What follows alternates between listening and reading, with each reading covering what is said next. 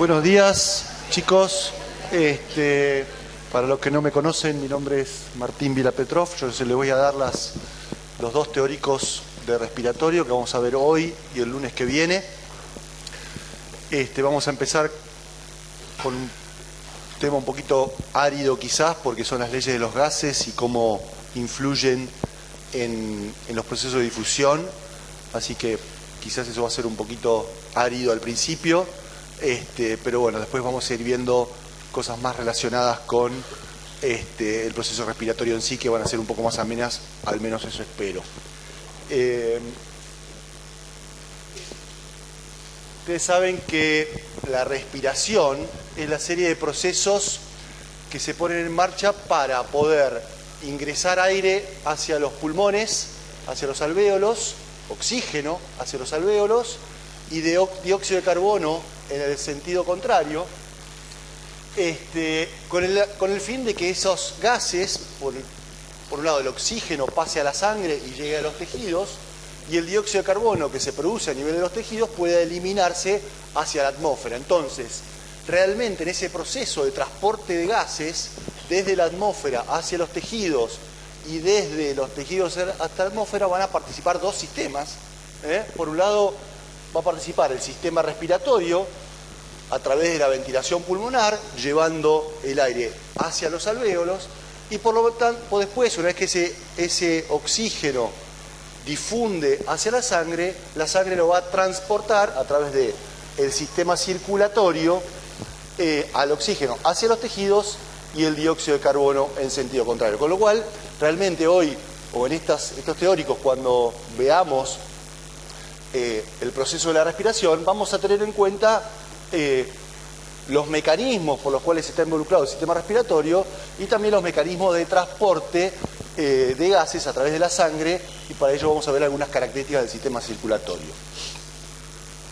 Acá podemos ver esos procesos. Fíjense que entonces tenemos una primera instancia donde el oxígeno se transporta desde la atmósfera hacia los alvéolos y el dióxido de carbono proveniente de la sangre hacia la atmósfera. Acá va a ocurrir el proceso de difusión, que lo vamos a ver bastante en detalle, y luego el transporte de gases hacia los tejidos y de vuelta. La clase o el teórico de hoy vamos a ver fundamentalmente cuáles son los mecanismos que participan en la ventilación, es decir, el movimiento de aire desde la atmósfera hacia los alvéolos y de los gases del alvéolo hacia la atmósfera en sentido contrario. Vamos a ver los procesos de difusión que establecen cómo atraviesan esos gases a la membrana alvéolo capilar, y ya después en el teórico del lunes vamos a ver algunas cosas remanentes que no hayamos terminado hoy, y después vamos a dedicarnos a ver cómo se transportan los gases en la sangre. Así que hoy nos vamos a concentrar en esta parte de este esquema. Primero, algunas consideraciones anatómicas que ustedes seguramente ya saben, pero simplemente para repasar y hacer hincapié en algunos puntos. Ustedes saben que las vías respiratorias están dadas primero por las vías respiratorias superiores, a donde tenemos la cavidad nasal, luego tenemos la faringe, seguida por la laringe, que da continuación a la tráquea, que ya la tráquea está dentro del cuerpo, ¿no es cierto?, dentro de lo que es el tórax, y que están revestidas la tráquea por una serie de anillos de cartílago que van a impedir su colapso durante el proceso respiratorio. La tráquea va a dar lugar, por un lado, al árbol bronquial derecho e izquierdo, que se van a seguir ramificando dentro de los pulmones para generar los bronquíolos respiratorios y alvéolos. Así anatómicamente, digamos, a los pulmones los podemos, digamos, dividir en dos: el pulmón derecho y el pulmón izquierdo. Tiene una serie de lóbulos, digamos, determinados por esta suerte de incisuras. En el pulmón izquierdo tenemos dos lóbulos, el superior y el inferior. En el derecho tenemos tres, el superior, el medio y el inferior. Simplemente son características anatómicas del pulmón o de los pulmones. Las vías respiratorias, como vimos hoy, las vías respiratorias superiores son aquellas que están revestidas por digamos, anillos de cartílago para evitar su colapso durante los procesos inspiratorios. Se da una serie de bifurcaciones hasta llegar a los bronquíolos y los alvéolos. El intercambio gaseoso puede comenzar a partir de los bronquíolos respiratorios, que se dan a partir aproximadamente de la bifurcación número de 17. Sufren 17 bifurcaciones antes de que aparecen los conductos donde ya empieza a haber intercambio gaseoso, que son los bronquíolos respiratorios, y luego finalmente en los sacos alveolares. Eso, insisto, ocurre a partir de la bifurcación número 17 aproximadamente. Los pulmones están cubiertos por dos membranas, denominadas las pleuras, y acá en un esquema muy simple, las pleuras es como un saco cerrado que envuelve, si este es el pulmón, que parece, acá está dibujado como si fuese un chupetín, que se invagina adentro de este saco lleno de agua, este saco conformado por membranas. Vemos que estas membranas terminan envolviendo como en saco cerrado a los pulmones, y esas son las membranas pleurales que conforman el saco pleural, que está lleno de un líquido, ¿sí? El líquido pleural, que separa a las dos capas de estas membranas, que son la capa visceral, es la que reviste al pulmón, y la capa parietal de esta membrana pleural es la que está adosada al tórax, ¿sí? Entonces, los pulmones están recubiertos por esa membrana pleural. Entre las dos capas hay un líquido, que es el líquido pleural. El líquido realmente es muy pequeño, es decir, esas capas están muy juntitas uno al lado del otro, y ese líquido que le separa la membrana visceral de la membrana pleural sirve para mantener la adhesión entre los pulmones y el tórax. ¿Vieron cuando ustedes ponen, por ejemplo, dos capas de vidrio y ponen una pequeña capa de agua entre las dos que se deslizan pero cuesta separarlos? Eso es lo que hace ese líquido pleural. Permite la adhesión entre el pulmón y la caja torácica. En cuanto a cómo está organizado el parénquima pulmonar, el parénquima pulmonar está formado por dos tipos fundamentales de células: los neumocitos tipo 1, que son estos que están acá, que son células epiteliales a través de las cuales se va a dar el intercambio gaseoso. Tenemos los neumocitos tipo 2, que son estas células que están acá, que también son de tipo epiteliales, pero que van a estar encargadas de secretar una sustancia que se denomina el surfactante, que va a cubrir a las paredes de los alvéolos, y como vamos a ver un poquito más adelante, la función de ese surfactante va a ser reducir la tensión superficial de las moléculas de agua que cubren a los alvéolos, así que van a tener una función muy importante al impedir el colapso de los alvéolos. Por otro lado, tenemos otros tipos celulares como los macrófagos. Hay una gran cantidad de macrófagos a nivel de los pulmones, a nivel de los alvéolos, porque es un sitio donde puede haber, digamos, una alta probabilidad de ingreso de patógenos hacia el organismo, con lo cual va a haber una alta concentración de macrófagos a nivel del tejido pulmonar o del parénquima pulmonar. Por otro lado, el parénquima pulmonar es un tejido muy elástico, y eso va a estar dado fundamentalmente por fibras elásticas que hay en sus paredes y fibras de colágeno. Y por supuesto después vamos a tener el endotelio capilar de los capilares pulmonares, que van a ser aquellos a través de los cuales se va a dar el intercambio gaseoso. Entonces tenemos dos tipos de células, digamos, dos tipos de neumocitos: los capilares con su endotelio, los macrófagos, y después, como otro componente importante, son las fibras elásticas que le dan la elasticidad al pulmón. ¿Cómo está organizada la irrigación pulmonar? Por un lado tenemos una rama de la arteria pulmonar que sale del ventrículo derecho y es la que va a llevar la sangre gastada, sangre sin oxígeno proveniente de la circulación sistémica, hacia el lecho capilar pulmonar. Fíjese que esta arteria pulmonar proveniente del ventrículo derecho se va ramificando siguiendo las vías respiratorias superiores hasta llegar hacia los alvéolos, a donde se va a capilarizar, ¿sí?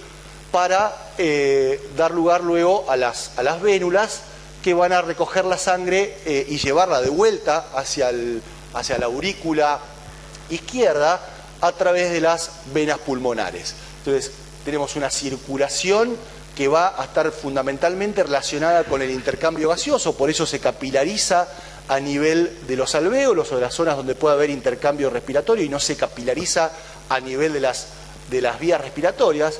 Y por otro lado tenemos una circulación nutricia, ¿sí?, que va a ser esta, que son ramas de la aorta, por ejemplo, la arteria bronquial, ¿sí?, la arteria bronquial que va a ser, las arterias bronquiales van a ser aquellas que van a aportar sangre nutricia para nutrir el parénquima pulmonar.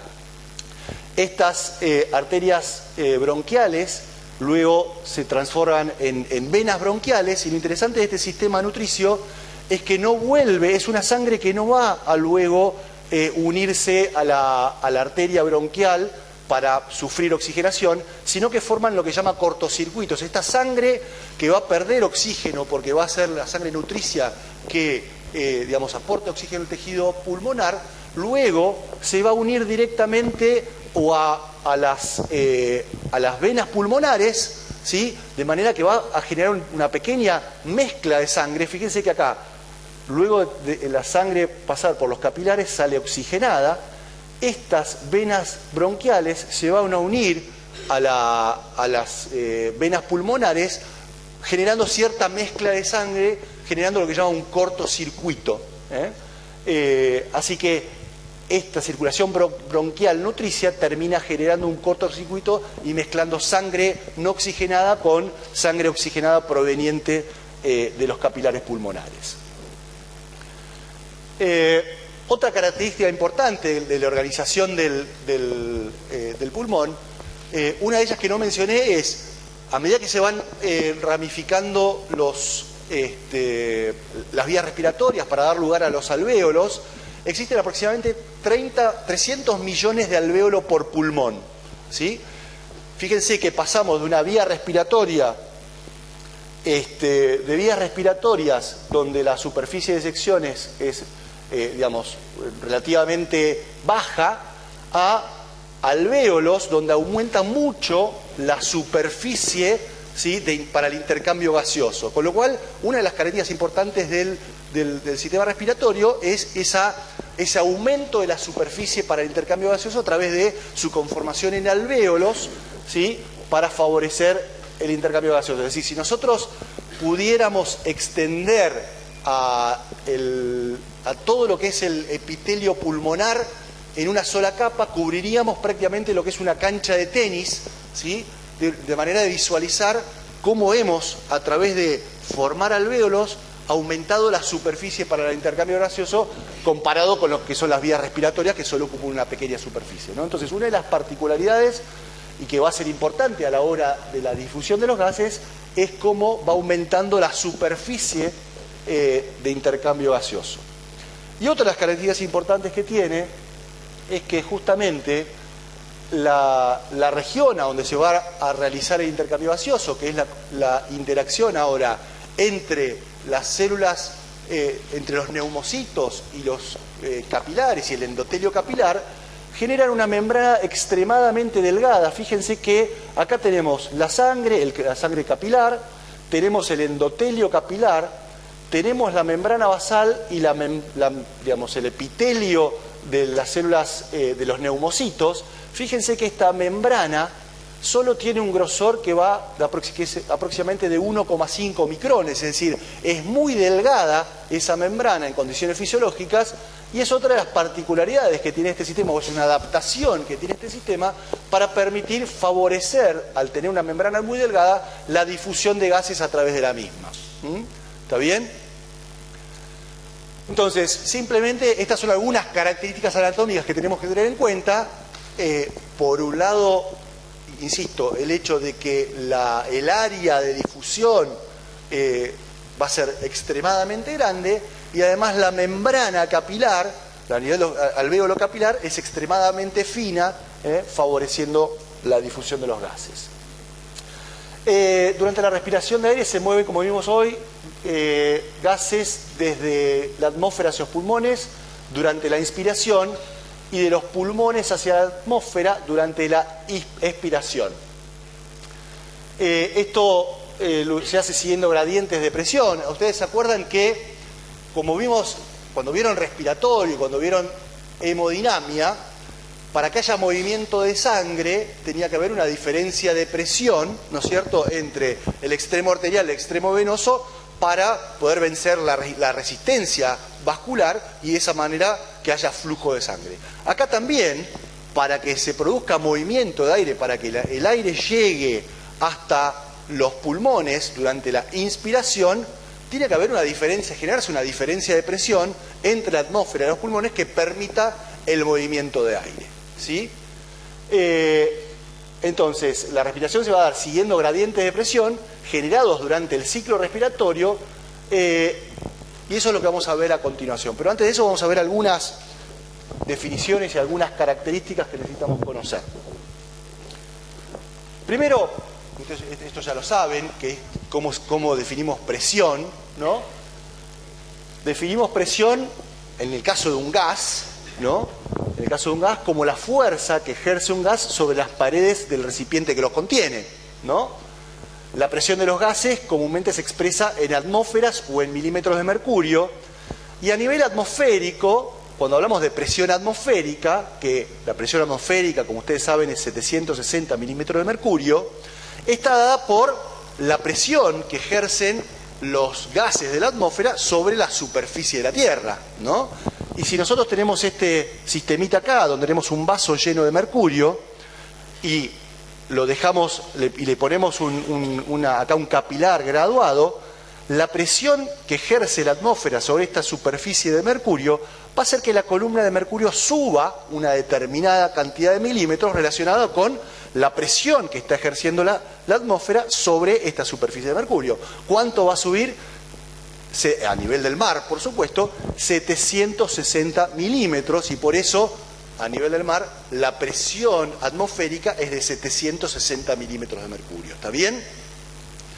Ahora, esta presión de 760 milímetros de mercurio, esta presión atmosférica, está dada por una mezcla de gases. En la atmósfera tenemos nitrógeno, tenemos oxígeno, tenemos un poco de dióxido de carbono y algunos gases raros. Fundamentalmente lo que tenemos a nivel atmosférico es nitrógeno y oxígeno.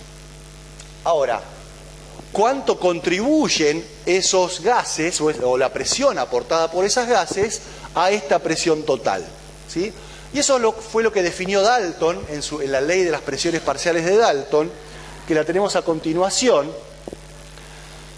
Dice lo siguiente: como dijimos recién, la presión atmosférica resulta de la suma de presiones individuales, de las presiones individuales que ejerce cada gas de la mezcla de gases. Este concepto nos lleva a la ley de Dalton, y la ley de Dalton dice que en una mezcla de gases la presión total ejercida por los mismos es igual a la suma de las presiones que cada gas ejercería si tuviese solo en las mismas condiciones. Entonces, eso quiere decir que la presión total o la presión barométrica sería igual a si yo tuviese solo el nitrógeno en la misma proporción que está en la atmósfera, la presión que ejercería el nitrógeno, tuviese solo el oxígeno, la presión que ejercería el oxígeno, tuviese solo el dióxido de carbono o cualquier otro gas, la presión que ejerce cada uno de esos gases como si estuviese solo, sumado entre todos, me daría la presión total,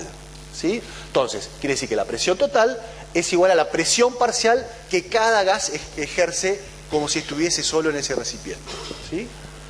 ¿Y cómo hacemos para calcular esa presión parcial para cada gas? Para eso tenemos que saber en qué proporción están representados esos gases en la mezcla, ¿sí? Para el caso del oxígeno, en la atmósfera, tenemos del total, está representado con un 20,93%, ¿sí? El dióxido de carbono, dijimos que había muy poquitito en la atmósfera, solo tiene o corresponde el 0,04%, Y el nitrógeno es el gas más mayoritario, aunque a nosotros no nos va a interesar tanto desde el punto de vista respiratorio, por lo menos dentro del punto de vista de la fisiología respiratoria, sí en la patología. El nitrógeno corresponde al 79% del total, del 100% total que componen los gases atmosféricos.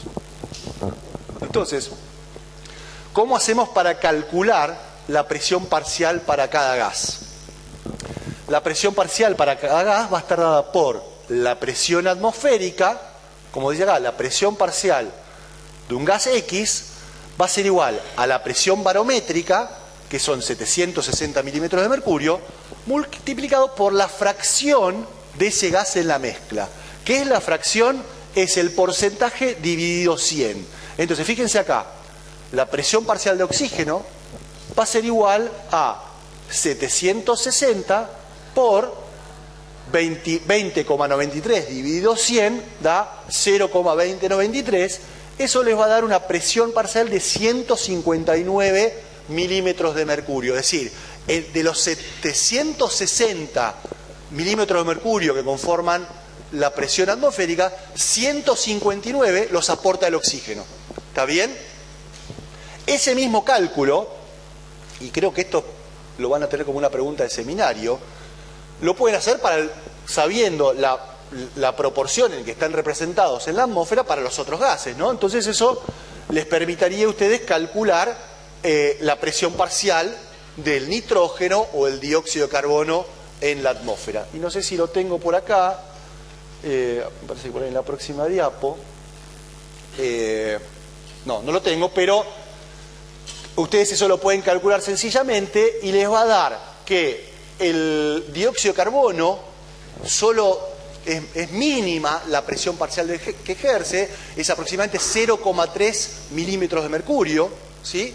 Y el nitrógeno aporta aproximadamente 600 milímetros de mercurio a la atmósfera. Eso, insisto, ustedes lo pueden calcular rápidamente. Por ejemplo, si quisieran saber la presión del dióxido de carbono, la presión parcial del dióxido de carbono, harían 760 por 0,0004, eso les daría aproximadamente 3 milímetros de mercurio de presión. Eso es lo que ejerce en la atmósfera, la presión parcial de dióxido de carbono en la atmósfera. Para el caso del nitrógeno sería 760 por 0,79, eso les daría aproximadamente 600 milímetros de mercurio. ¿Está bien? Y el resto, como vimos hoy, estaría aportado por los 159 del oxígeno. Ahora, es la distribución o las presiones parciales que ejercen los gases a nivel de la atmósfera. Una vez que nosotros inspiramos durante el proceso respiratorio, esas presiones parciales de los distintos gases van a sufrir transformaciones a medida que esos gases descienden dentro de las vías respiratorias. Y eso es lo que vamos a ver ahora. Cuando el aire ingresa, cuando inspiramos, el aire ingresa dentro de las vías respiratorias y se va a encontrar, ahora, ese aire atmosférico se va a encontrar con un nuevo gas, que es el gas producido por la presión de vapor de agua. Ustedes saben que las vías respiratorias están tapizadas por moléculas de agua, ¿sí? Y esas moléculas de agua, a una determinada temperatura, pasan al estado gaseoso y generan vapor de agua, ¿sí? A 37 grados, que es la temperatura normal del cuerpo, el vapor de agua generado por esas moléculas que tapizan a las vías respiratorias y pasan a la fase gaseosa es de 47 milímetros de mercurio, ¿sí? Entonces ahora, dentro de las vías respiratorias, no solo voy a tener la presión parcial de oxígeno, la presión parcial de nitrógeno y de dióxido de carbono, sino voy a tener la presión ejercida por el vapor de agua. Eso me va a generar una dilución de las presiones parciales de los gases que yo inspiré durante la inspiración. Entonces, fíjense, dentro de las vías respiratorias, por eso ahora lo llamamos presión inspirada, esto es una presión inspirada de oxígeno, la presión inspirada de oxígeno ahora va a ser igual a la presión barométrica de 760 milímetros de mercurio, menos la presión de vapor de agua, que es un gas nuevo que va a diluir a la presión barométrica, por la fracción del gas que nosotros queremos saber su presión parcial en las vías respiratorias en la mezcla. Entonces, fíjense con el ejemplo. Para calcular la presión inspirada de oxígeno, ahora yo voy a hacer 760 menos 47, que es la presión de vapor de agua a 37 grados, multiplicado por la fracción en la que está representado el oxígeno, que es 0,2093. Eso, fíjense, que hace que la presión de oxígeno ahora dentro de las vías respiratorias, que antes habíamos visto que era 159, ya sufre una pequeña modificación dentro de las vías respiratorias y dejo de tener casi 160 que hay en la atmósfera, sino que ahora tengo una presión de 150 milímetros de mercurio de oxígeno dentro de las vías respiratorias. Eso hace también que se modifique levemente el dióxido de carbono, es decir, también puedo calcular la presión inspirada de dióxido de carbono, acá sería, perdón, dióxido de carbono, pero fíjense que el dióxido de carbono ya era poco en la atmósfera, en todo caso es un poco menos la presión parcial que ejerce dentro de las vías respiratorias, pero es casi nada, fíjense que solo aporta 0,28 milímetros de mercurio el dióxido de carbono dentro de las vías respiratorias superiores. Y el nitrógeno también sufre una pequeña variación de 600 que habíamos dicho antes. Ahora, al restarle el vapor de agua, pasamos a tener una presión inspirada de nitrógeno de 563. Esto simplemente para que ustedes vean que a medida que el aire se mueve desde la atmósfera hacia los alvéolos, va a ir sufriendo transformaciones en su presión. Y eso es importante porque, como dijimos hoy, la difusión de los gases o el movimiento de los gases desde la atmósfera hacia los alvéolos y hacia la sangre va a depender de la presión que tengan, ¿no? Entonces yo tengo, cuanto menos presión de oxígeno tenga, menos posibilidad de que ese gas difunda hacia la sangre, ¿no? Entonces ver cómo se van modificando esas presiones a lo largo del árbol respiratorio es importante conocerlo. Entonces acá el concepto que se tiene que llevar es que el aire, una vez que ingresa dentro de las vías respiratorias, en las vías respiratorias superiores se va modificando por la incorporación de vapor de agua. ¿Está bien? Sigamos adelante. Y bueno, acá simplemente es un resumen de eso. Fíjense que a nivel del mar tenemos, esta es la representación de las presiones parciales en el aire atmosférico. Tengo, como dijimos, aproximadamente 160 milímetros de mercurio de oxígeno. Tengo 600 de nitrógeno. Tengo menos de 10 de dióxido de carbono, muy poquito dióxido de carbono. Y prácticamente, si el aire es seco, no tengo vapor de agua, ¿no? Cuando inspiramos, en el aire inspirado, fíjense que ya se modificó, tengo 150 de oxígeno comparado con 160, el dióxido de carbono sigue siendo muy bajo dentro de las vías respiratorias, y ahora tengo el nuevo vapor, que es el nuevo gas, que es el vapor de agua. Ahora fíjense que ahora, si esto es un alvéolo, es un esquema que me esquematiza, perdón, por la redundancia, el alvéolo, fíjense que acá los gases vuelven a sufrir una nueva modificación, una modificación importante. El oxígeno ahora pasa de 150 que tenía en las vías respiratorias a 100, baja la presión parcial de oxígeno. Y el dióxido de carbono, que tenía prácticamente 0 dentro de las vías respiratorias superiores, tiene 40. ¿Sí? ¿Y eso a qué se debe? ¿Qué les parece a ustedes que puede ser lo que esté pasando para que se reduzca el dióxido de carbono y aumente se reduzca el oxígeno y aumente el dióxido de carbono dentro de las vías respiratorias? Existe el intercambio, acá a nivel del capilar, existe el intercambio gaseoso, con lo cual parte del oxígeno se va a transportar hacia la sangre, con lo cual va a disminuir su presión parcial, y el dióxido de carbono va a difundir en sentido contrario, por lo tanto va a aumentar ahora la presión parcial de oxígeno, ¿sí? Perdón, de dióxido de carbono a nivel alveolar. Y acá tenemos, simplemente para que ustedes vean cómo viene la sangre venosa proveniente de los tejidos. Fíjense que la sangre venosa tiene poco oxígeno, acá en el alvéolo hay mucho oxígeno, por lo tanto va a haber una diferencia de presión parcial de oxígeno entre el alvéolo y la sangre en el capilar, que va a generar la fuerza, digamos, impulsora para que el oxígeno difunda desde el alvéolo hacia el capilar. Por el contrario, fíjense que el dióxido de carbono acá es 46 en la sangre proveniente de los tejidos que produjeron dióxido de carbono, es 46, acá tenemos 40 dentro del alvéolo, hay una diferencia de presión en sentido contrario que va a generar la fuerza impulsora para que el dióxido de carbono pase ahora desde el capilar hacia los alvéolos. ¿Y qué va a pasar? Que vamos a tener a nivel de ya la arteria pulmonar, perdón, la sangre arterial proveniente de los capilares, voy a tener sangre que se equilibró el oxígeno, va a salir de los capilares pulmonares con 100 milímetros de mercurio de oxígeno. El nitrógeno no los tengamos en cuenta porque nos interesa mucho desde el parte respiratorio. Y el dióxido de carbono, con respecto a cómo venía, va a perder dióxido de carbono y va a quedar en 40 milímetros de mercurio. ¿Está bien? Y la presión de vapor de agua, como estamos a la misma temperatura, no se va a modificar. Ahora, ahí vimos entonces cómo cambian las presiones del aire atmosférico a medida que van desde la atmósfera hacia los alvéolos. Ahora, para que la respiración ocurra, tenemos que mover, dijimos, el aire desde la atmósfera hacia los pulmones. ¿Sí?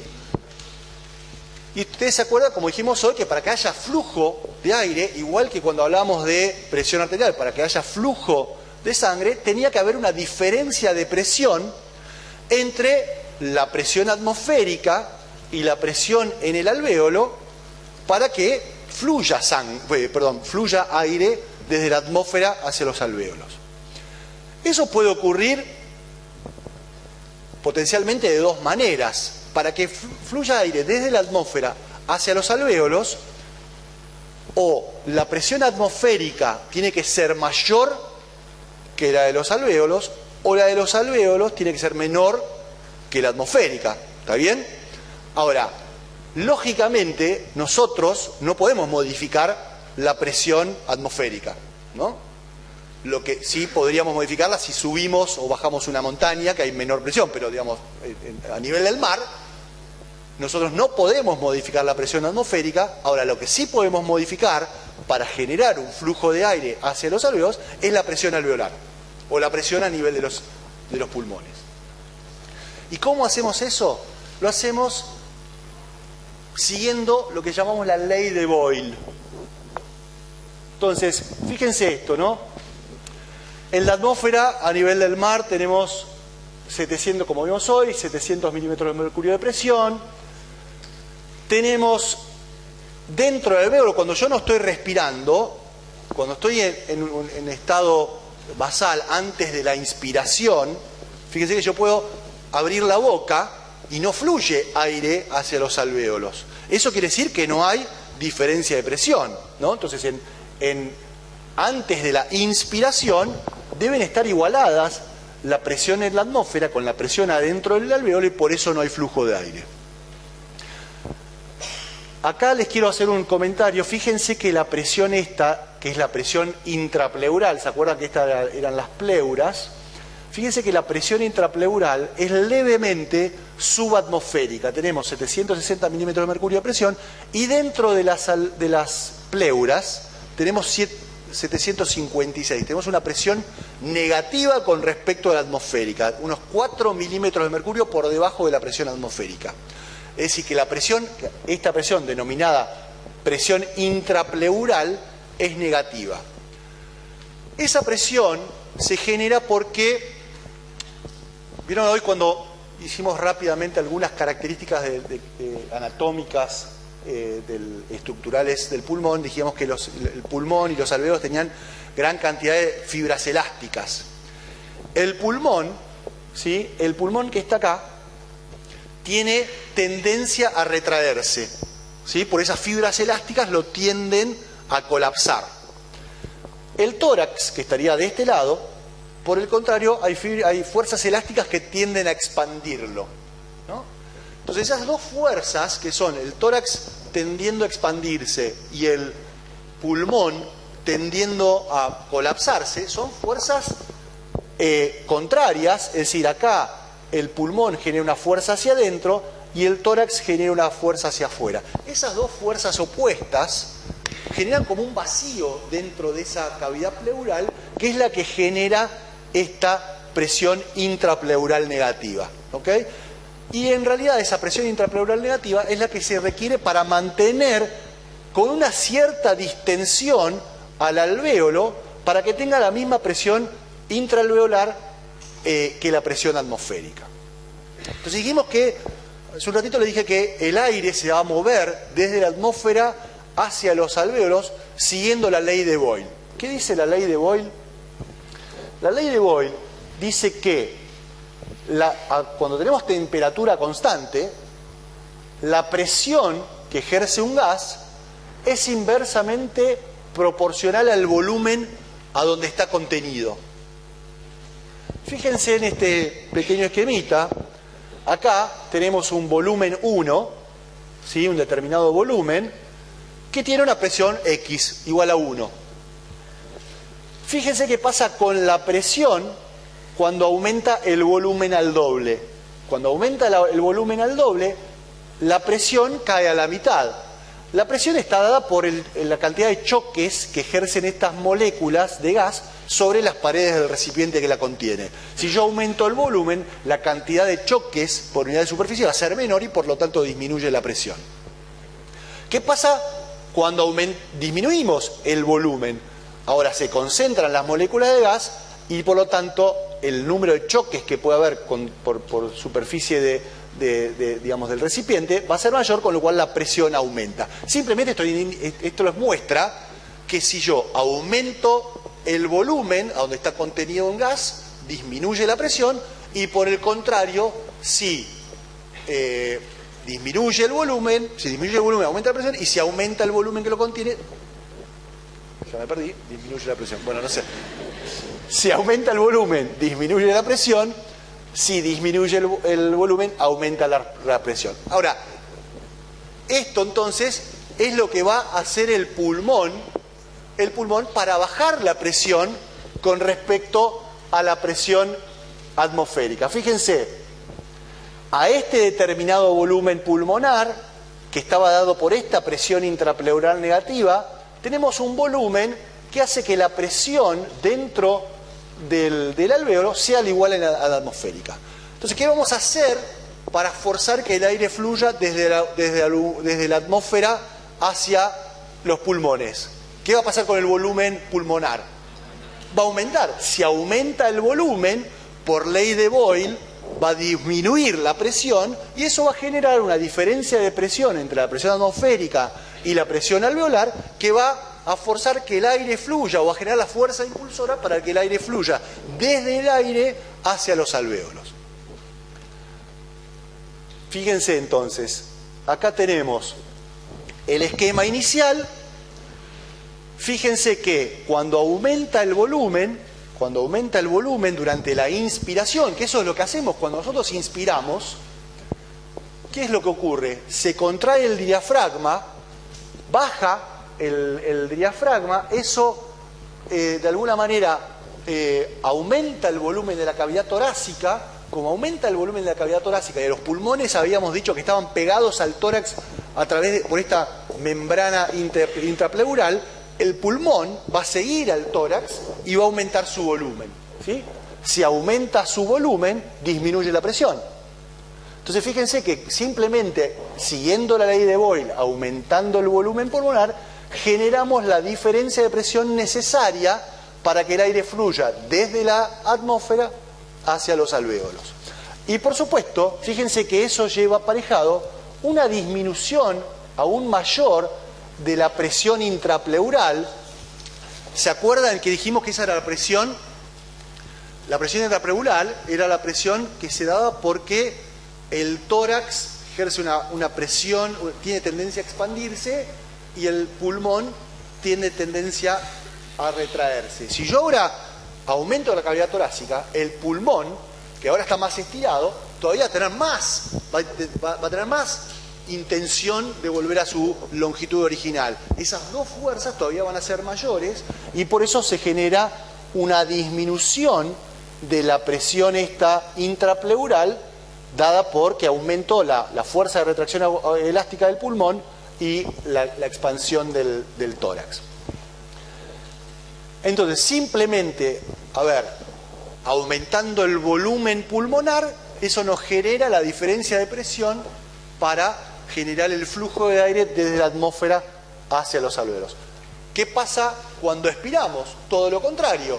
Ahora, se relajan se relaja el diafragma, los músculos respiratorios e inspiratorios, la caja torácica vuelve a su posición original, esa retracción elástica que tenían los pulmones se retrae, eso genera ahora un cambio de volumen, una disminución del volumen, con lo cual aumenta ahora la presión adentro de los alvéolos, la presión de aire o de atmosférica o la presión de aire dentro de los alvéolos. Fíjense ahora que tenemos una diferencia de 1 milímetro de mercurio en sentido contrario, tenemos más presión a nivel alveolar que la atmosférica. Eso va a hacer que el aire ahora fluya, cuando yo abro la boca, fluya desde los alvéolos hacia la atmósfera. ¿Se entiende? Entonces, el ciclo respiratorio comienza cuando las presiones atmosféricas intraalveolares están en equilibrio. Es decir, en equilibrio es este punto que está acá. No hay diferencia entre la presión alveolar y la presión atmosférica. Yo puedo abrir la boca y no ingresa aire. Cuando se contrae el diafragma, aumenta el volumen de la cavidad torácica y por lo tanto, de acuerdo con la ley de Boyle, disminuye la presión y eso hace que ingrese aire hacia las vías respiratorias. Todo lo contrario ocurre durante la expiración. ¿Ok? ¿Cuáles son los músculos que intervienen en este aumento de volumen del tórax durante la inspiración? Bueno, durante la inspiración tenemos, por un lado, los músculos inspiratorios, son el diafragma, los intercostales externos, los escalenos y los esternocleidomastoideos. Como dijimos, durante la respiración tranquila, cuando ustedes están acá, tranquilos, no están realizando un esfuerzo, no están realizando deporte, fundamentalmente la inspiración va a estar dada por la contracción del diafragma. También van a participar, antes se decía que la inspiración era exclusivamente determinada por la contracción del diafragma. Hoy se indica que también participan la contracción de los intercostales externos y los escalenos, que levantan un poco la parrilla costal y contribuyen a esa respiración tranquila.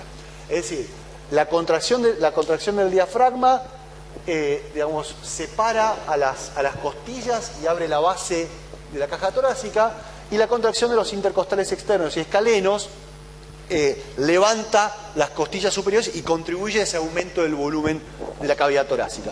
Los esternocleidomastoideos sí se sospecha que participan fundamentalmente cuando hay un esfuerzo respiratorio, es decir, cuando se necesita realizar una inspiración forzada, conjuntamente con los otros músculos. La expiración tranquila, basal, es pasiva, solo se da por la relajación del diafragma. Cuando se relaja el diafragma, vuelve la caja torácica a su nivel inicial y eso es suficiente para la expiración. Durante la expiración forzada, cuando yo quiero expulsar más aire de lo normal, ahí intervienen otros músculos como son los abdominales. La contracción de los abdominales lo que va a hacer es forzar las vísceras hacia arriba, empujando el diafragma y por lo tanto reduciendo el volumen de la cavidad torácica. Y por otro lado también van a intervenir los intercostales internos ahora, que tiran hacia abajo de las costillas y eso reduce el volumen de la cavidad torácica. Creo que tengo un esquema todavía más. Fíjense entonces que en la inspiración, cuando se contrae el diafragma, se contrae, baja, esto abre la base de la parrilla costal, y cuando se contraen los intercostales externos durante la inspiración, esto, y por otro lado los escalenos, esto sube al esternón y las costillas superiores. Durante la expiración, bueno, se relaja el diafragma y participa la contracción de los abdominales y por otro lado también la de los intercostales internos, que bajan a las costillas, reduciendo el volumen. Entonces, fíjense acá, como una suerte de repaso, vamos a ver qué pasa con las distintas presiones y volúmenes y flujos de aire durante la inspiración y durante la expiración.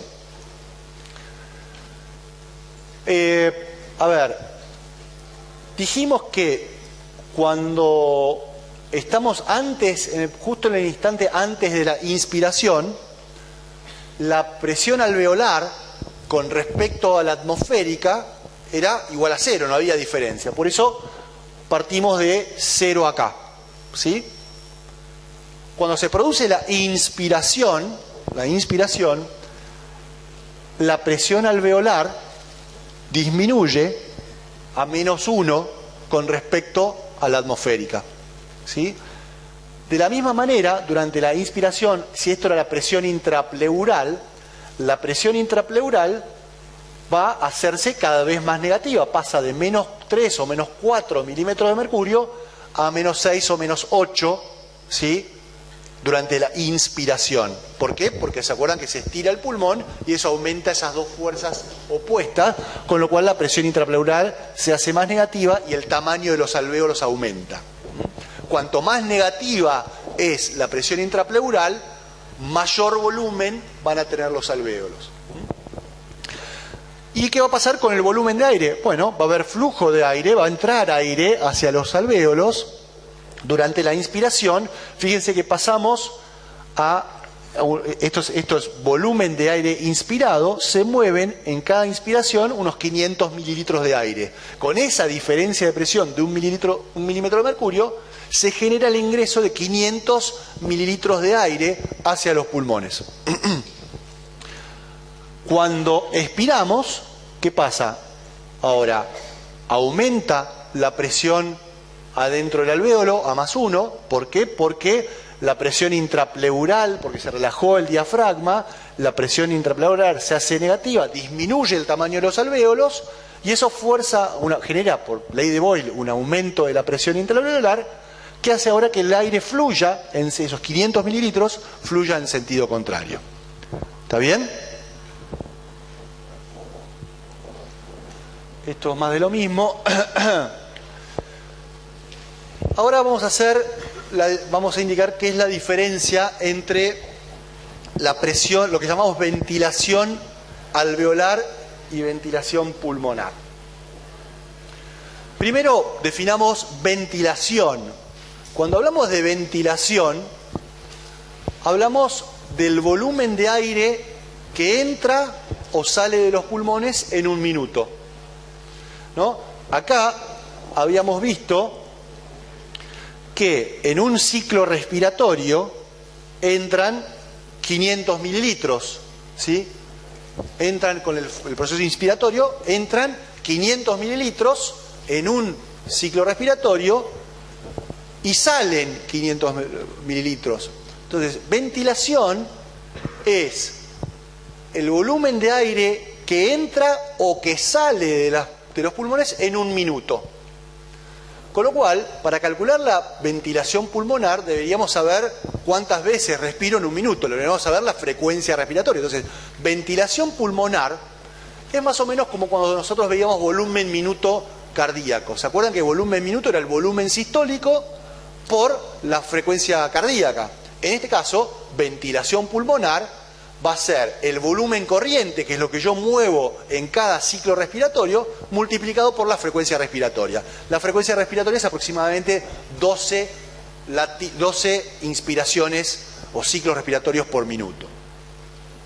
Entonces, fíjense que se denomina ventilación pulmonar al volumen de aire que entra y sale de los pulmones en un minuto. No es lo mismo ventilación que volumen corriente, ¿eh? Esto es lo mismo que, insisto, volumen sistólico con volumen minuto. El volumen corriente sería lo mismo que el volumen sistólico y la ventilación pulmonar sería lo mismo que el volumen minuto. Entonces, la ventilación pulmonar es igual al volumen corriente, que son 500 mililitros, por la frecuencia respiratoria, que son unos 12 ciclos por minuto. Eso nos da que ingresamos o sacamos desde los pulmones en un minuto unos 6.000 mililitros de aire, ¿sí? O movemos 6 litros de aire por minuto hacia o desde los pulmones. ¿Está bien? Ahora, eso es lo que denominamos ventilación pulmonar. ¿Qué diferencia hay con lo que llamamos ventilación alveolar? De esta ventilación que tenemos durante esta ventilación pulmonar, ¿toda esa ventilación está disponible para el intercambio gaseoso? ¿Pueden intervenir en el intercambio gaseoso? No, solo de este total va a intervenir en el intercambio gaseoso lo que llega hasta los alvéolos, hasta las zonas de bronquíolos terminales y alvéolos. En el resto de las vías respiratorias no hay intercambio gaseoso y por lo tanto no participan en el intercambio gaseoso, no son efectivas para el intercambio gaseoso. Entonces, hablamos de ventilación pulmonar al volumen de aire que se mueve hacia o desde los pulmones y que efectivamente interviene en el intercambio gaseoso. Entonces, ¿cómo calculamos eso?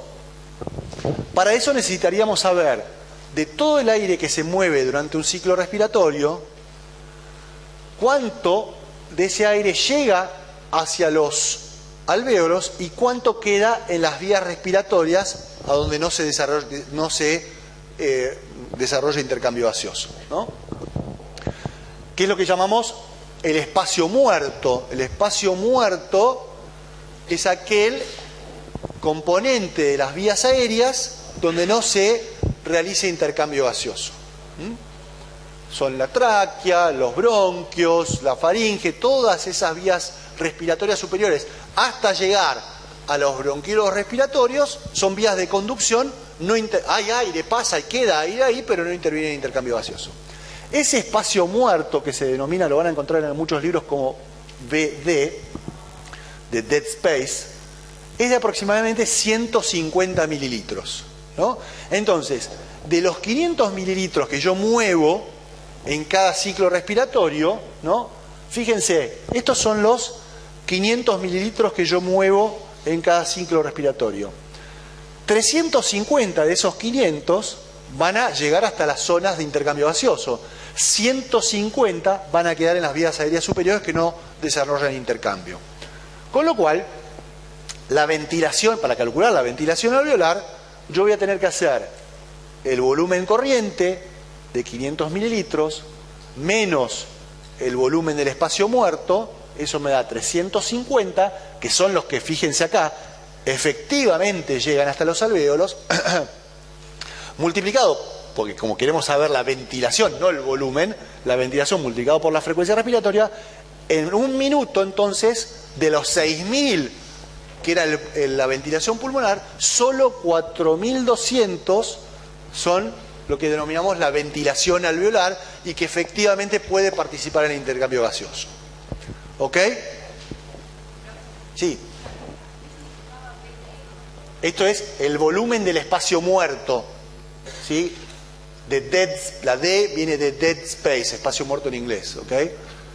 Fíjense que dijimos que eran aproximadamente 150 mililitros comparados con el volumen corriente, que eran 500 mililitros, que es lo que se mueve, la diferencia es lo que efectivamente llega hasta los alvéolos, ¿ok? Bueno, ustedes en el trabajo práctico respiratorio van a hacer una maniobra que se llama la espirometría, que les permite calcular, por ejemplo, el volumen corriente, ¿sí? Les va a permitir calcular el volumen corriente, les va a poder permitir calcular lo que llamamos volúmenes de reserva inspiratoria y de reserva expiratoria, les va a permitir conocer distintos volúmenes que se mueven durante el ciclo respiratorio y que les permitirán a ustedes sacar algunas conclusiones sobre el estado del sistema o de la ventilación del paciente. Esto es un esquema antiguo, ahora no se utiliza más espirómetros de este tipo, se utilizan espirómetros computarizados donde uno directamente se pone una boquillita en la boca conectada con una computadora y la computadora le hace toda la lectura de la espirometría, pero antiguamente se hacía con estos sistemas mecánicos, que era que uno respiraba y lo que hacía al inspirar y al expirar, teniendo la nariz tapada, era movilizar a esta campana que estaba llena de aire. Entonces cuando expirábamos, esta campana subía y generaba un trazo acá en este papel, y cuando inspirábamos, la campana bajaba y generaba otro trazo en este papel hacia arriba. Entonces nos permitía, y además esta donde estaba el papel gira a una determinada velocidad, entonces íbamos pudiendo registrar los movimientos, lo podíamos calibrar, podíamos registrar el volumen de aire que se movía al moverse esta campana hacia arriba y hacia abajo, y nos permitía en este mecanismo, que lo hacíamos hasta el año pasado, no sé si lo seguirá haciendo ahora, se hacía con uno de estos aparatos en el trabajo práctico. Ahora quedó como obsoleto porque ya no se usan más, pero realmente ahora esto se hace de manera computarizada. ¿Pero qué es lo que les permite a ustedes medir la espirometría? Bueno, acá es otro esquema, simplemente para ver que podemos registrar acá los movimientos, los cambios de volumen durante la inspiración y durante la expiración. Y estos son los volúmenes que se pueden registrar con la espirometría. Por un lado, si a un paciente le decimos que respire normalmente, ¿sí?, vamos a poder medir esto que está acá, que es lo que mencionábamos recién, que eran el volumen corriente. El volumen corriente, que es el volumen que inspiramos o que expiramos, no es la sumatoria de los dos, es lo que inspiramos o lo que expiramos en un ciclo de respiración, en un ciclo respiratorio. Y corresponden aproximadamente a unos 500 mililitros, ¿sí?, de aire. Entonces podemos registrar el volumen corriente, que sería esta diferencia que está acá. Podemos hacer que la persona inspire la máxima cantidad de aire que pueda. Entonces fíjense que si yo, luego de llenar el volumen corriente, es decir, de hacer la respiración normal, inspiro lo más que puedo registrar acá la máxima cantidad de aire que puede ingresar en los pulmones durante una inspiración forzada. Eso es lo que llamamos volumen de reserva inspiratoria. Es la diferencia entre el volumen corriente y la máxima cantidad de aire que puedo inspirar, ¿sí? No es el total, Es decir, el volumen de reserva inspiratoria es el volumen a partir del volumen corriente que yo puedo inspirar. Y yo, por otro lado, yo a ese paciente le puedo decir, bueno, ahora después de que expires la cantidad de aire normal, hace una expiración forzada, y fíjense que acá puedo forzar la salida de una cantidad de aire mayor a la que yo saco durante la expiración normal, que es lo que denominamos volumen de reserva expiratoria, ¿sí? Fíjense que siempre en los pulmones, siempre, por más esfuerzo que yo haga en la expiración, nunca voy a poder sacar todo el aire de los pulmones. Siempre le va a quedar al pulmón un volumen residual de aire, ¿sí?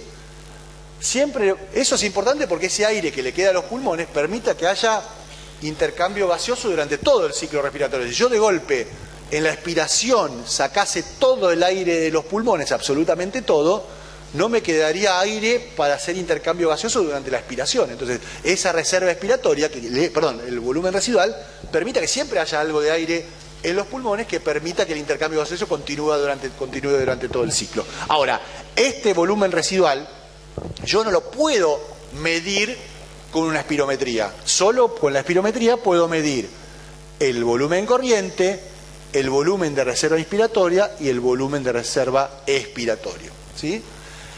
Después tenemos una serie de capacidades, que las capacidades están dadas por sumatoria de volúmenes, ¿sí? Entonces fíjense, la capacidad, lo que llamamos la capacidad residual funcional, es el volumen residual más el volumen de reserva expiratorio, todo esto que está acá.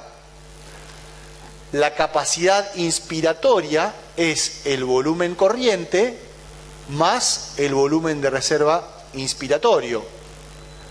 La capacidad vital es todo lo que yo puedo inspirar o expirar.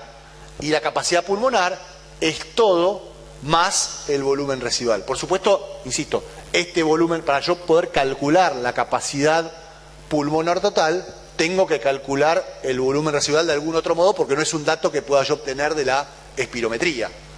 Ahora, todas las demás que no involucran el volumen residual las puedo determinar con la espirometría. Acá simplemente para que tengan cuántos son esos volúmenes, fíjense que, como habíamos dicho hoy, el volumen corriente es de 500 mililitros, el volumen de reserva expiratoria son de 1100 mililitros, el volumen residual, insisto que no lo podemos calcular por esta vía, pero sí lo podríamos calcular por otros mecanismos que no vamos a ver hoy, es de aproximadamente 1200 mililitros. ¿Qué más nos falta? El volumen de reserva inspiratorio es de 3000 mililitros, ¿sí? Y con esos volúmenes ustedes ya pueden calcular las capacidades, porque simplemente implica la sumatoria de alguno de ellos, ¿ok? No vamos a perder tiempo en eso porque lo pueden sacar de cualquier libro. Ok. A ver.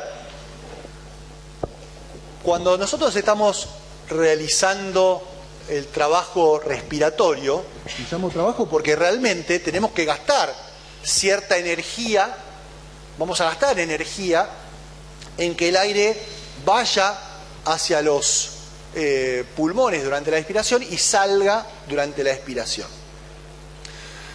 Esa energía va a estar dada, o el gasto de esa energía, ese trabajo que tenemos que realizar durante la ventilación, van a depender de dos cosas fundamentalmente. Por un lado, de la distensibilidad pulmonar, ¿sí? ¿Se acuerdan que para aumentar el volumen pulmonar durante la inspiración, el pulmón, que es elástico, tiende a retraerse? Entonces yo voy a tener que gastar cierta energía para distenderlo, ¿no? Voy a tener que gastar cierta energía para distender ese pulmón durante la inspiración. Entonces voy a tener que realizar trabajo para vencer esa distensibilidad pulmonar. Y por otro lado, ustedes saben que las vías respiratorias, como cuando hablamos del sistema circulatorio, el pasaje de aire a través de las vías respiratorias tiene cierto roce y eso genera una resistencia al flujo de aire, ¿no? El pasaje de aire, para que llegue desde la atmósfera hasta los pulmones, va a ir rozando contra las vías respiratorias, y cuanto más chiquitas sean esas, o menos radio tengan esas vías respiratorias, mayor va a ser la resistencia y más nos va a costar que ese aire llegue hasta los pulmones. Entonces, los dos factores que modulan el trabajo de la ventilación van a ser la distensibilidad pulmonar y la resistencia de las vías aéreas. Las fuerzas realizadas para efectuar la ventilación deben vencer entonces las tendencias elásticas del sistema, que es la distensibilidad, y la resistencia que se opone el flujo aéreo, que es la resistencia. Entonces vamos a ver primero qué es la distensibilidad. Entonces, se denomina distensibilidad al cambio de volumen por unidad de diferencia de presión. ¿Se acuerdan que el alvéolo, en su posición de reposo, tenía esa posición de reposo, ese volumen que tenía en el reposo, estaba dado cuando teníamos una presión intrapleural que era negativa, de aproximadamente 4 milímetros de mercurio? ¿Se acuerdan? Cuando quiero aumentar el volumen del alvéolo, yo tengo que aplicar una presión para generar una mayor presión negativa. Tengo que generar una diferencia de presión. Eso va a distender al alvéolo y al pulmón. Entonces,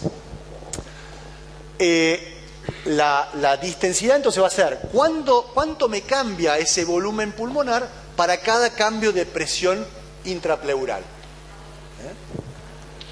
Y esa distensibilidad, que es la diferencia de volumen pulmonar dependiendo del cambio de presión, es lo que denominamos distensibilidad, va a ser una medida directa del estado del parénquima del pulmón. Porque ustedes imaginen, Si yo tengo un pulmón muy fibroso, poco elástico, yo voy a tener que generar una mayor diferencia de presión para el mismo cambio de volumen, ¿no? Eso va a ser un pulmón poco distensible, ¿está bien?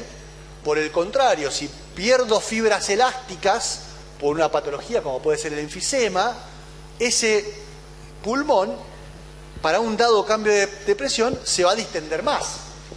Entonces, la distensibilidad me va a permitir a mí, de alguna manera, conocer cómo está el estado del parénquima pulmonar. Si este es el valor de distensibilidad normal, si esto aumenta o disminuye, me puede hablar o dar indicaciones de si hay alguna problemática fibrótica o alguna problemática que disminuye la distensión del pulmón y que puede generar cambios en el, en la fuerza que yo tengo que realizar para mover el aire hacia los pulmones o hacia afuera. Entonces, fíjense, estas son las que llamamos la curva de distensibilidad. Esto sería como la presión intrapleural, ¿sí? Fíjense que a medida que la presión intrapleural se hace más negativa, ¿no? Yo voy haciendo la presión intrapleural cada vez más negativa, el volumen del pulmón se va haciendo cada vez más grande, ¿sí? Tengo cambio de volumen en función de cambio de la presión intrapleural, en este caso. Cuanto mayor la diferencia de presión intrapleural, mayor va a ser el cambio de volumen pulmonar. Esto es lo que ocurre durante la inspiración, ¿sí? A medida que aumenta la diferencia de presión intrapleural, va aumentando el volumen pulmonar. Durante la rama expiratoria, tengo ahora disminución de la presión intrapleural, disminución del volumen. Entonces, la pendiente de esta curva es lo que llamamos la distensibilidad. Es cómo cambia el volumen del pulmón para un dado cambio de presión intrapleural, ¿sí? En general, lo que se utiliza acá, fíjense que lo que llamamos la rama inspiratoria es levemente distinta de la rama expiratoria. ¿Sí? Esta sube por acá, la otra sube un cachito corridita para el costado. La rama expiratoria, o mejor dicho, esta diferencia es lo que se denomina histeresis, y eso está dado por cambios en la distribución del surfactante en las paredes de los alvéolos, que hace que cuando se inspire tenga una distensibilidad levemente distinta a cuando se expire. Lo importante acá es elegir una de ellas. En general se estudia la rama expiratoria, y cambios en esta distensibilidad de la rama expiratoria entre pacientes que tienen un estado fisiológico normal, aquellos que tienen alguna patología en el parénquima pulmonar, van a observarse como cambios en la pendiente de esta curva, ¿sí? Fíjense, acá tenemos, solo graficamos acá la rama expiratoria de la curva de distensibilidad. Fíjense que a medida que se modifica la presión intrapleural en el normal, esto es lo que habíamos visto hoy, aumentaba el volumen pulmonar. Fíjense qué pasa lo que vimos hoy, en un paciente que tiene una fibrosis pulmonar. Va a tener menor distensibilidad. Para un dado volumen, supongamos que acá en esta curva yo tengo acá 500 mililitros, un volumen pulmonar de 500 mililitros, ¿sí? Que lo generé con una determinada presión intrapleural que está acá. En una persona fibrótica, para que tenga un volumen de 500 mililitros ese pulmón, fíjense que tuve que generar una presión intrapleural, una diferencia mucho mayor en la presión intrapleural, tuve que generar más trabajo para que cambie o aumente el mismo volumen ese pulmón. ¿Se entiende? Entonces, una persona que tiene una enfermedad, una patología fibrótica, yo voy a tener que gastar más fuerza muscular de los músculos de la inspiración para poder generar una diferencia de presión que movilice a ese parénquima pulmonar y permite que ingrese aire. Entonces, acá en la fibrosis, la distensibilidad está disminuida. Fíjense qué pasa en una persona que tiene un enfisema. El enfisema, que muchos fumadores crónicos tienen enfisema. En el enfisema hay degradación de los tabiques interalveolares. Eso, y hay disminución en la cantidad de fibras elásticas que componen al parénquima pulmonar. ¿Sí?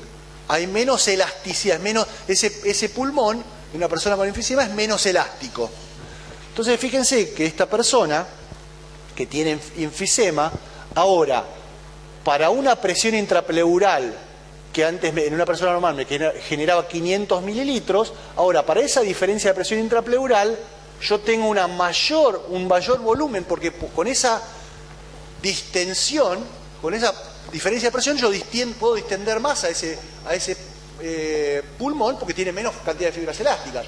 Eso parecería en principio buenísimo porque realizo menos trabajo para poder expandir el pulmón durante la inspiración.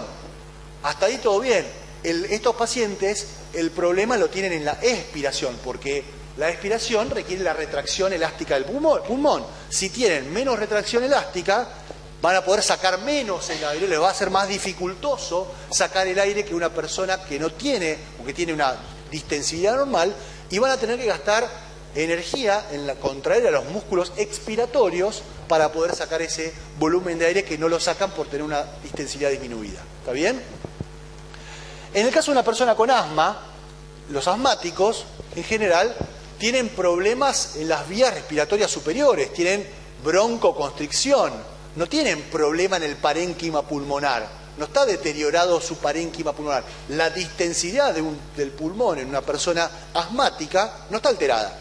Fíjense que una persona asmática tiene una distensibilidad pulmonar que es similar a la de una persona normal. ¿Está bien? Entonces, las curvas estas de distensibilidad, vuelvo a insistir, sirven para poder identificar problemáticas respiratorias asociadas con alteraciones en el parénquima pulmonar. Sí.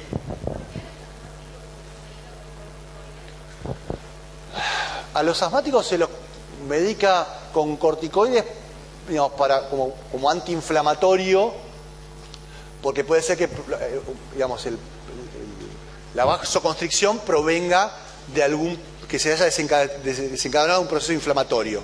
También a los asmáticos se les da el famoso PAF. Son en general agonistas, es decir, digamos, miméticos del simpático, miméticos que producen broncodilatación y abren las vías respiratorias para que fluya mejor el aire. Ok, sigamos.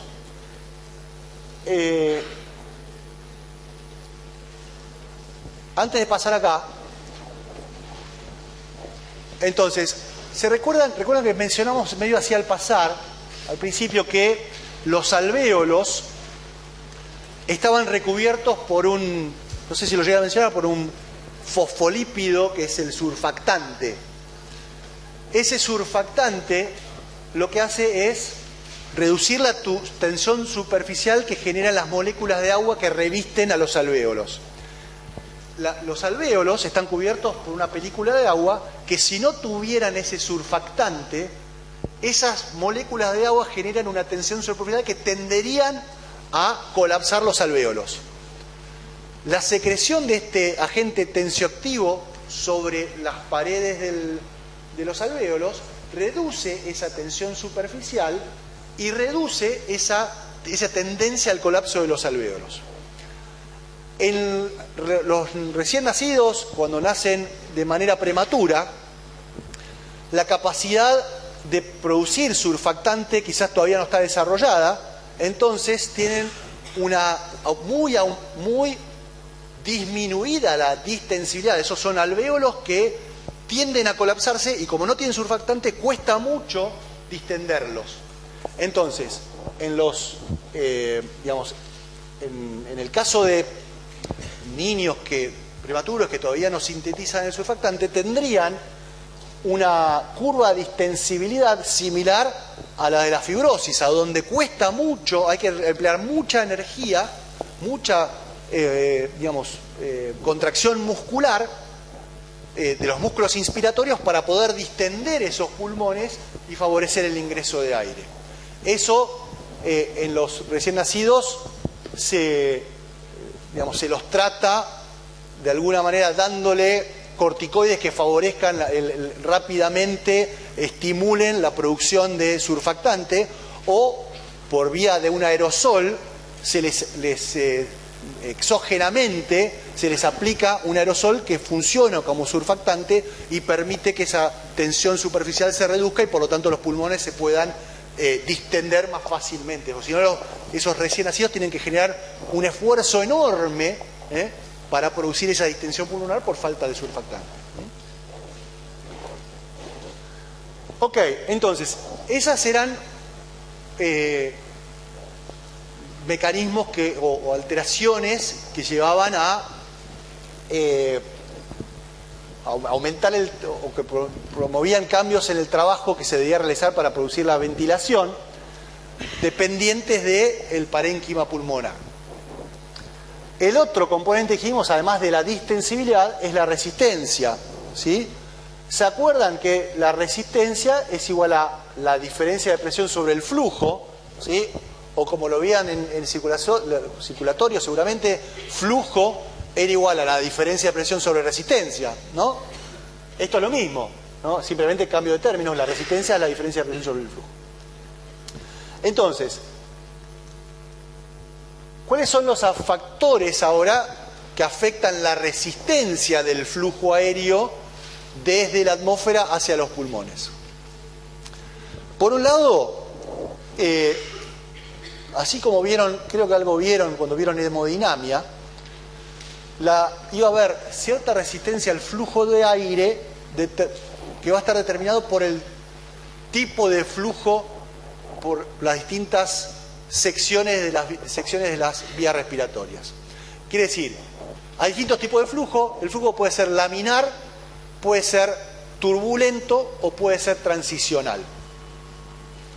Cuando el flujo es laminar, eso quiere decir que el aire fluye rápidamente en la zona central, hay un poco de roce en las partes más laterales del conducto que está llevando ese aire, pero el aire fluye prácticamente sin resistencia. Entonces, cuando hay flujo laminar, un dado cambio de volumen pulmonar va a generar un dado cambio de flujo de aire a través de las vías respiratorias. En cambio, cuando hay flujo turbulento, el aire choca contra las paredes de las vías respiratorias, porque es un flujo justamente turbulento, y esos choques generan una resistencia al paso de ese aire, ¿no? Entonces, vamos a leerlo porque por ahí es un poquito más fácil. Cuando el aire circula con lentitud, tiene características de flujo laminar. El aire circula en círculos concéntricos que se desplazan unos sobre otros a distintas velocidades. El más periférico es más lento y el central más rápido. Cuando el flujo es laminar, el flujo de aire es proporcional al gradiente de presión. Si yo aumento una determinada cantidad la presión intrapleural, eso va a generar un determinado cambio de flujo, es proporcional. Es decir, que si la diferencia de presión aumenta al doble, el flujo aumenta al doble. Este tipo de flujo ocurre en las últimas porciones de las vías de conducción, porque la velocidad del gas es menor. Es decir, a nivel de los capilares y los bronquíolos, donde esas vías respiratorias tienen un diámetro muy chiquitito, el aire pasa muy lentamente y tiene esa forma de flujo laminar. Ahora, las vías respiratorias superiores, que son de un diámetro mucho mayor, el aire pasa muy rápidamente y al pasar rápidamente choca, sobre todo donde hay bifurcaciones de las vías respiratorias, choca y genera flujo turbulento, ¿no? El flujo turbulento, cuando el aire circula a alta velocidad en las bifurcaciones de las vías aéreas, el flujo pierde las características del cilindro concéntrico, y las moléculas de aire se mueven en forma irregular a lo largo del conducto.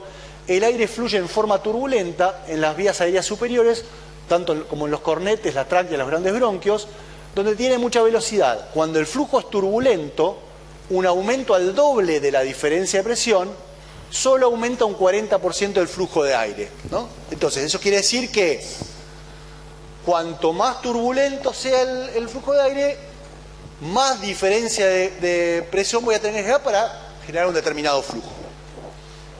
Y el flujo transicional es un intermedio entre el laminar y el turbulento.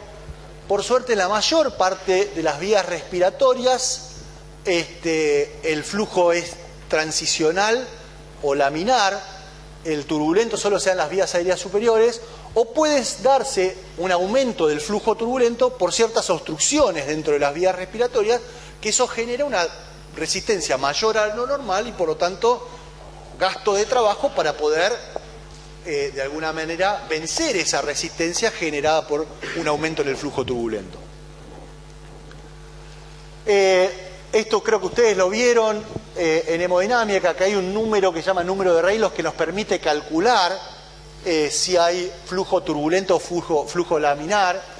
Esa fórmula de Reynolds dice que es 2 por el radio de la vía respiratoria, por la velocidad del flujo de aire, por la densidad del aire que se está moviendo sobre la viscosidad. No importa, es una fórmula que nos permite, de acuerdo a su valor, determinar si el flujo es turbulento o laminar.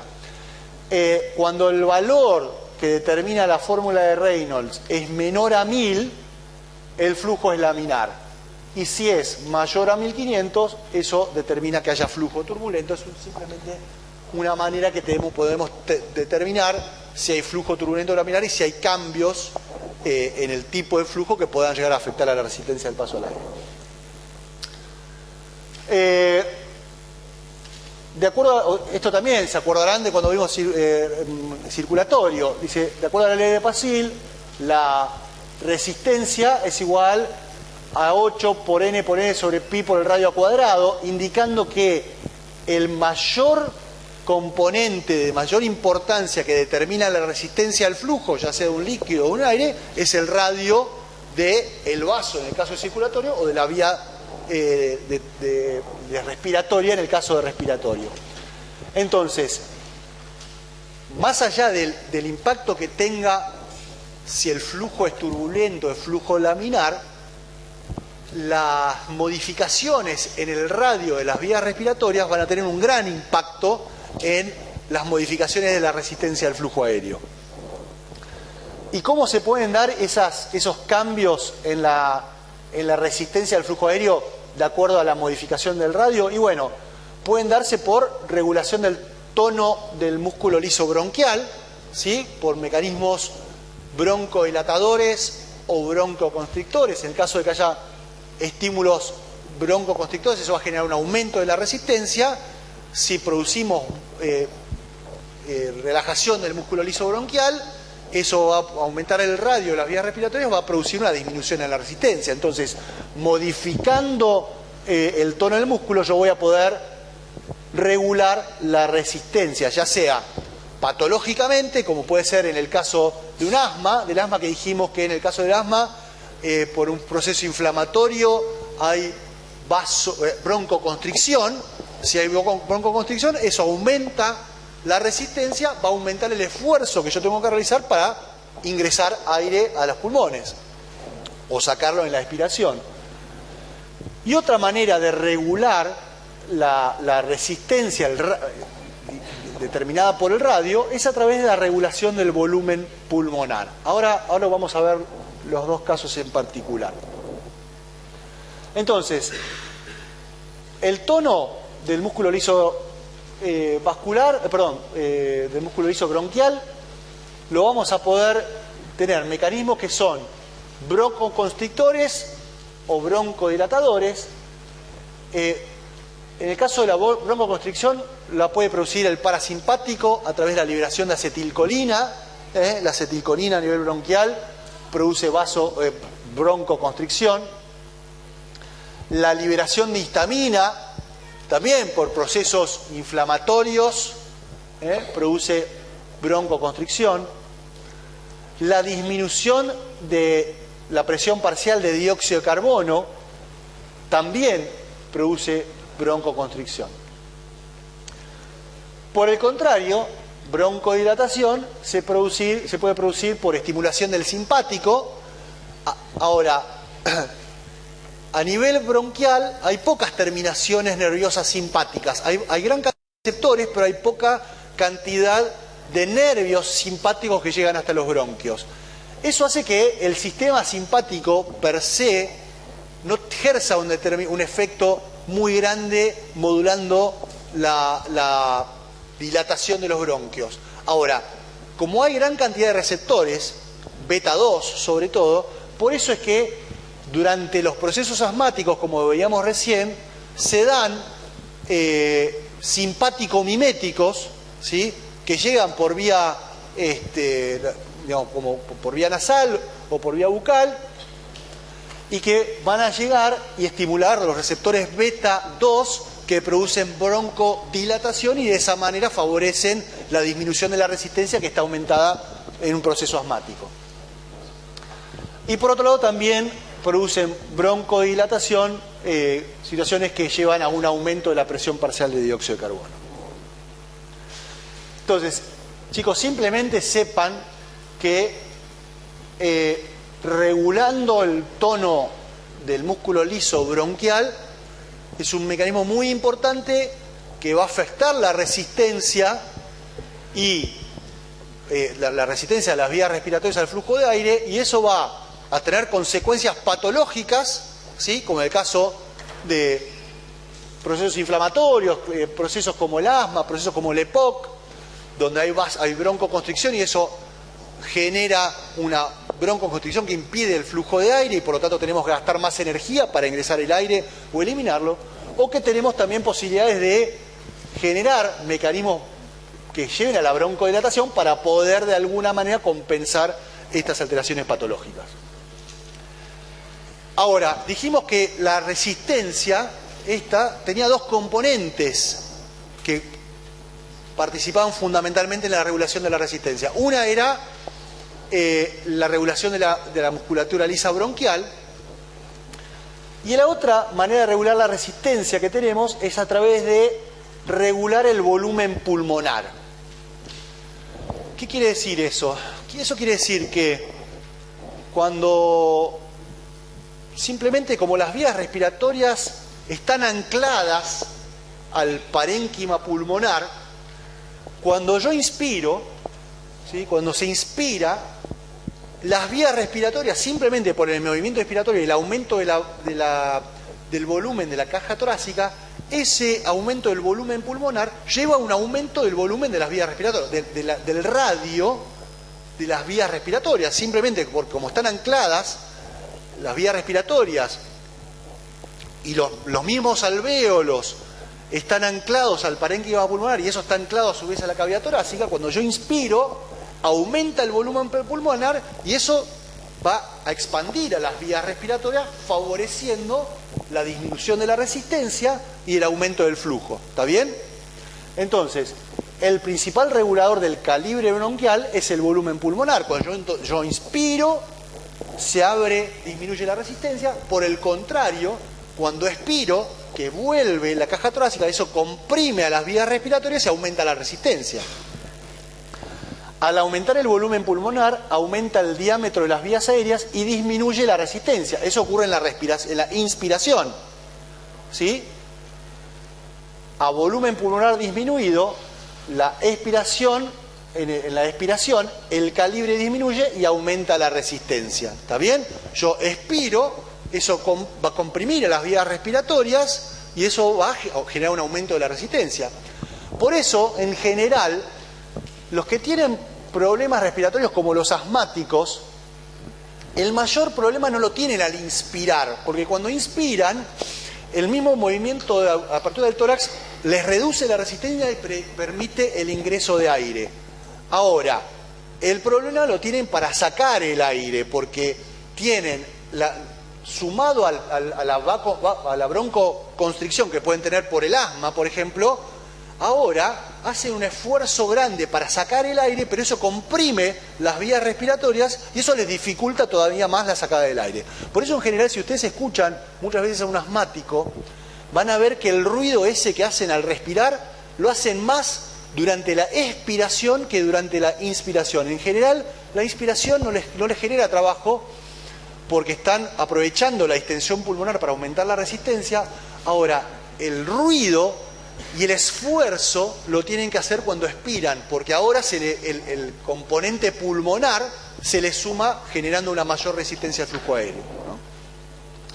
Creo que acá, en enfermedades que se caracterizan por un aumento de la resistencia, la mayor dificultad está durante el proceso de expiración. Ya nos falta poco, chicos. A ver, esto también creo que lo van a ver ustedes en el el trabajo práctico respiratorio, cuando hagan la espirometría.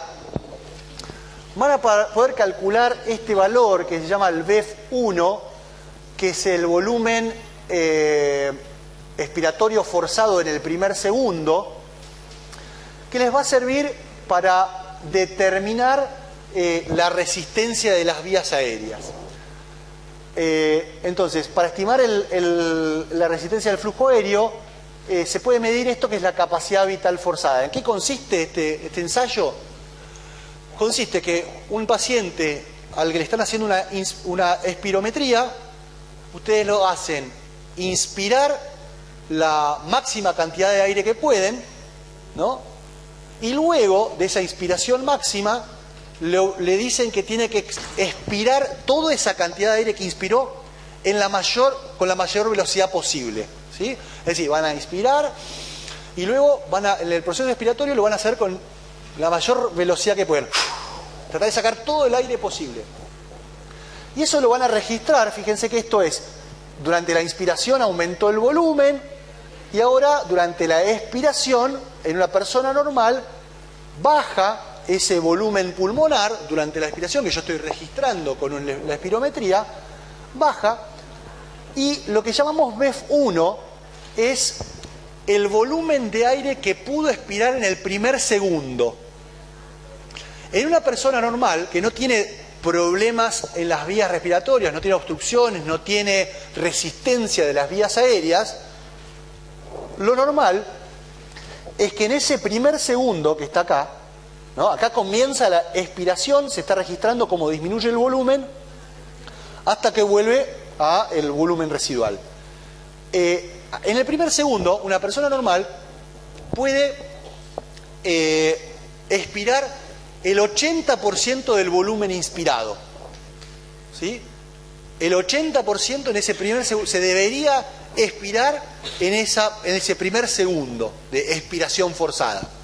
Fíjense lo que pasa en pacientes que tienen alguna patología obstructiva, digamos, alguna patología en la que esté aumentada la resistencia de las vías aéreas.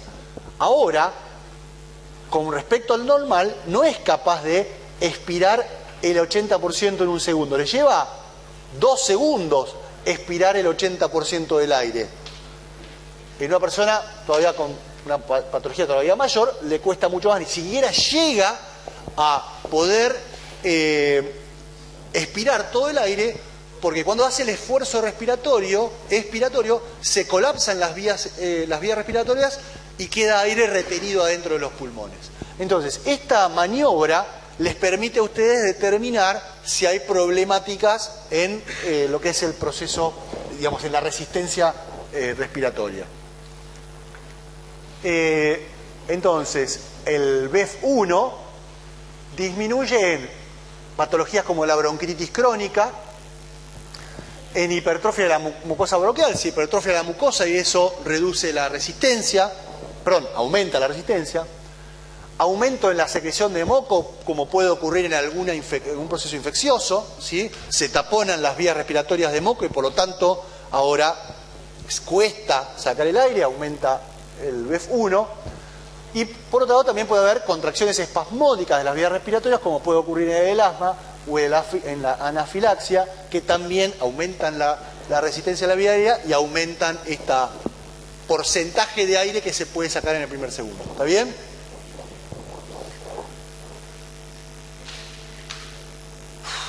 ¿Qué hora es? Ok, a ver. Hasta acá vimos los procesos que llevan el aire desde la atmósfera hasta los pulmones, ¿no? Ahora, ese aire y ese oxígeno ahora tiene que llegar hasta la membrana alveolo capilar, atravesarla para llegar hasta la sangre, ¿sí? Entonces, hubo un movimiento de aire que nosotros generamos ese cambio de aire simplemente por aumentar el volumen pulmonar, como vimos hoy, y ese aire fluye, aire fresco, fluye en cada ciclo respiratorio hacia los alvéolos. Ahora, ese aire fresco ahora tiene que pasar hacia el capilar. Y el dióxido de carbono tiene que salir del capilar en el sentido contrario. Entonces ahora vamos a ver cuáles son las leyes de los gases que influyen sobre este pasaje de gases desde el alvéolo hasta el capilar, para el oxígeno, y desde el capilar hacia el alvéolo para el dióxido de carbono. Bueno, ustedes saben que difusión es el flujo de moléculas de una sustancia en una dirección determinada siguiendo su gradiente de presión. Es decir, para que haya difusión de vuelta tenemos que tener un gradiente de concentración, ¿no? La ley de Graham dice que la velocidad a la que va a difundir una partícula va a depender de su tamaño, ¿no? Cuanto más chiquita es una partícula, más rápido va a difundir. Cuanto más grande es, lógicamente más le va a costar moverse, más le va a costar difundir, ¿no? Entonces la ley de Graham dice que la velocidad de difusión de una sustancia es inversamente proporcional a la raíz cuadrada de su peso molecular. Es decir, la velocidad de difusión es igual a 1 sobre la raíz cuadrada del peso molecular de esa sustancia. Entonces, ¿cuál les parece a ustedes entre el oxígeno y el dióxido de carbono en la fase gaseosa va a tener mayor velocidad de difusión? ¿El oxígeno o el dióxido de carbono? El oxígeno es más chiquitito. Para una dada diferencia de presión en la fase gaseosa debería difundir más rápidamente, ¿no? Ahora, en realidad, en el sistema respiratorio, en el intercambio alveolo capilar, el oxígeno no se mueve desde el aire hacia otro compartimento gaseoso, se mueve desde el aire, de la fase gaseosa que está en el alvéolo, hacia la fase líquida que está en la sangre, con lo cual ahí tiene que intervenir otra variable que es la solubilidad del gas en el líquido, ¿no? Entonces, así como el oxígeno es más difusible por su tamaño que el dióxido de carbono, el oxígeno tiene una solubilidad en la sangre mucho menor que el dióxido de carbono. Entonces el dióxido de carbono en realidad es más difusible que el oxígeno porque tiene una solubilidad en la sangre mucho mayor. Ahora lo vamos a ver. Pero acuérdense de la ley de Graham, que dice que la velocidad de difusión de una sustancia va a ser inversamente proporcional a la raíz cuadrada de su peso molecular. Por lo tanto, en la fase gaseosa el oxígeno difunde 1,2 veces más rápido que el dióxido de carbono. Bueno, ya vimos entonces cómo difunden los gases en la fase gaseosa dependiendo de su peso molecular.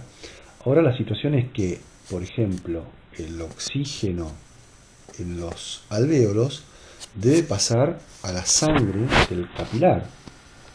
Es decir, debería disolverse el oxígeno en la sangre. Para eso, entonces, tenemos que tener en cuenta una nueva ley de los gases, que es la ley de Henry.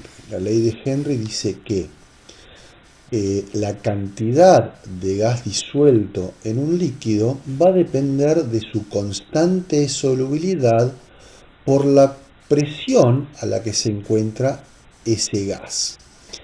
Entonces, si tenemos en cuenta nuestros dos gases de importancia a nivel respiratorio, tanto la constante para definir la cantidad de oxígeno y dióxido de carbono disuelto en la sangre va a depender de la constante de solubilidad de cada uno multiplicado por la presión a la que se encuentran esos gases.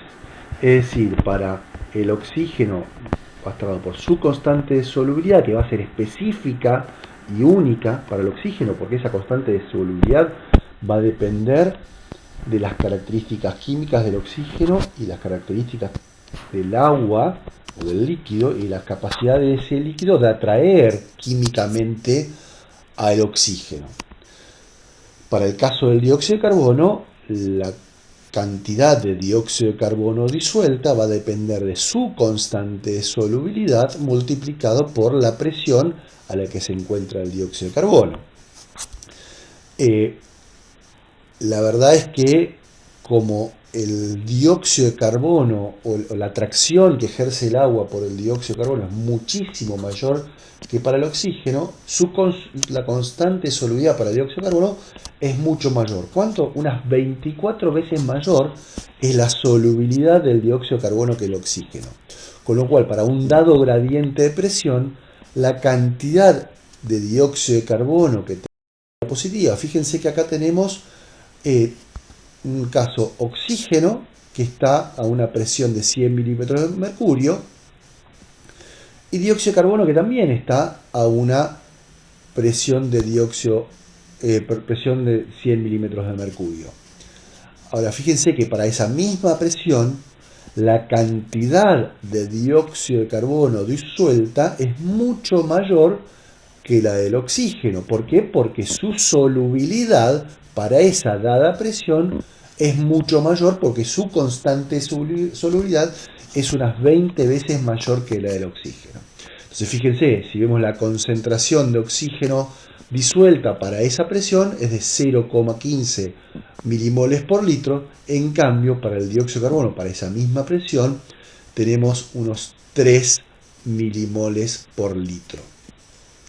Eso es importante porque quiere decir que para poder disolver y que el oxígeno pase a la sangre y se disuelva en la sangre, vamos a necesitar una mayor presión de oxígeno para poder transportar o que difunda una mayor cantidad de oxígeno. En cambio, para el dióxido de carbono, con menores presiones, es capaz de disolverse fácilmente y poder ser transportado por la sangre.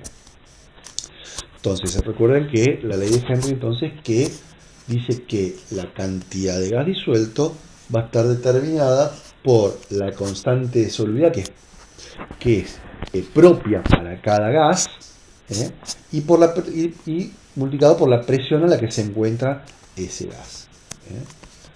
Bien, ahora, si queremos ahora realmente tener en cuenta cómo es la difusión desde el alvéolo hacia el capilar o desde el capilar hacia la sangre, debemos tener en cuenta un elemento adicional, que es la membrana alvéolo capilar. Entonces, para tener en cuenta la difusibilidad de un gas a través de la membrana alvéolo capilar, es decir, del oxígeno desde el alvéolo hacia el capilar o del dióxido de carbono en sentido contrario, tenemos que tener en cuenta ahora las características de la membrana. Por eso, ahora hacemos referencia a la ley de Fick. La ley de Fick nos va a definir la difusibilidad de un gas a través de una membrana biológica. Y en ese caso, lo que vamos a tener en cuenta es que el flujo de partículas va a estar determinado, como siempre, por una diferencia de presión. Para que haya flujo de partículas en un sentido o en sentido contrario, debemos tener una determinada diferencia de presión.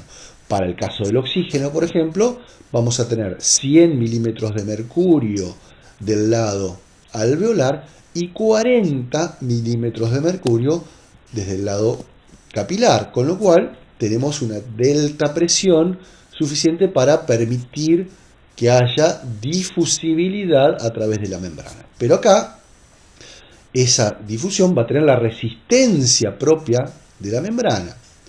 Entonces, ¿qué elementos tenemos que tener en cuenta? Que la ley de Fick dice entonces que el flujo de partículas directamente proporciona a la diferencia de presión multiplicada por el área a través de la cual debe difundir el gas. Ese área, para el caso de los pulmones, dado que los pulmones están subdivididos en alvéolos, es enorme, es muy grande, de manera de favorecer la difusividad o el flujo de partículas.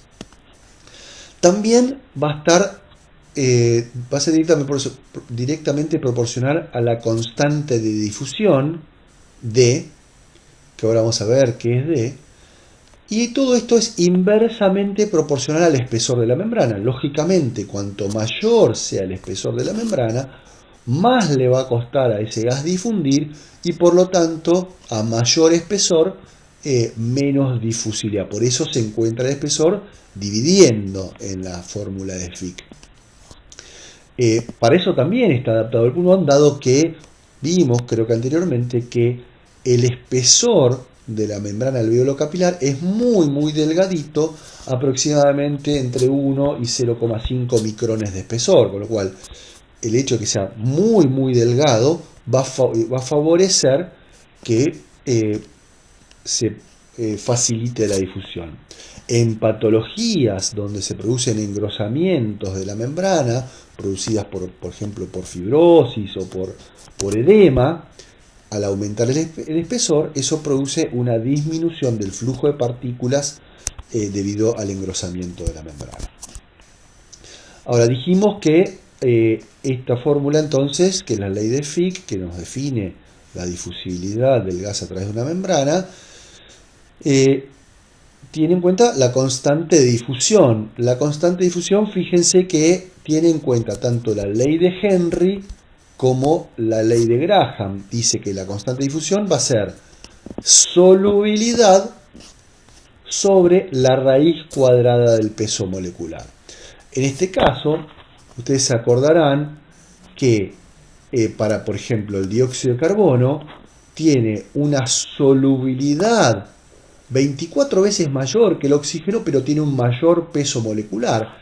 Eso hace que la constante de difusión para el dióxido de carbono sea unas 20 veces mayor que las del oxígeno. Por eso necesitamos menores diferencias de presión del dióxido de carbono para que haya difusión a través de la membrana que para el oxígeno. Para el oxígeno necesitamos un gradiente de presión, acuérdense, de 100 milímetros de mercurio del lado alveolar a 40 en el lado capilar, para que haya que se genere la fuerza para poder disolver el oxígeno en la sangre, a pesar de su pequeño tamaño en cuanto a su peso molecular.